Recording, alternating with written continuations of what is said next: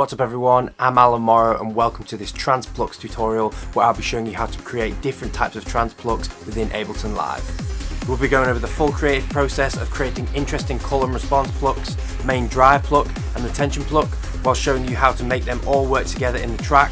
I'll also be showing you some tips and tricks to speed up your workflow and showing you how you can test your plucks with different parts of the track so that you don't get stuck in the loop later on. I'll be delving into the sound choice and how to create depth and contrast with your plucks, and I'll also be showing you how to mix your sounds properly using different effects and processing techniques.